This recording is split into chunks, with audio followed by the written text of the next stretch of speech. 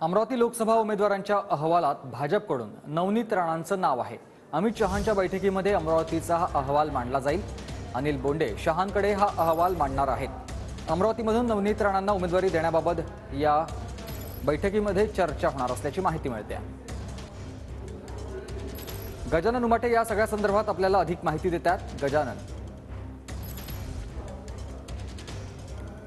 अमरावती लोकसभा मतदारसंघाची एक महत्त्वाची बैठक आहे। 6 लोकसभा मतदारसंघ आहे, त्यातला महत्त्वाचा अमरावती आणि त्यामध्ये भाजपकडनं उमेदवार म्हणून भावी उमेदवार किंवा इच्छुक उमेदवार म्हणून खासदार नवनीत राणा यांचं नाव त्या अहवालात आहे आणि ते नाव या अहवालासहित या ठिकाणी या अमित शहा यांच्या बैठकीमध्ये मांडलं जाणार आहे। आणि आजच्या जी बैठक आहे आज त्या बैठकीमध्ये केंद्रीय गृहमंत्री अमित शहा यांच्या समोर खासदार नवनीत राणा यांच्या उमेदवारीबाबत चर्चाही होऊ शकते, कारण की जो अहवाल आज या बैठकीत नेण्यात आलेला आहे भाजपच्या पदाधिकाऱ्यांकडनं अमरावतीच्या, त्या अहवालामध्ये खासदार नवनीत राणा यांचं नाव पहिल्या क्रमांकावर आहे। त्यामुळे तो मतदारसंघ महायुतीत भाजपच्या वाट्याला आल्यावर पहिलं नाव उमेदवारीसाठी भाजपकडनं जे असेल ते नवनीत राणा यांचं असेल, कारण की त्या उमेदवारीबाबत जो अहवाल सादर केला जातोय या बैठकीमध्ये तो अहवाल आता भाजपचे पदाधिकारी आत घेऊन गेले आणि त्यावर नवनीत राणा यांचं पहिल्या नंबरवर नाव होतं। कालही नवनीत राणा यांनी सांगितलेलं होतं की भाजपचे वरिष्ठ नेते म्हणतील तर मी भाजपच्या तिकिटावर लढायला तयार आहे।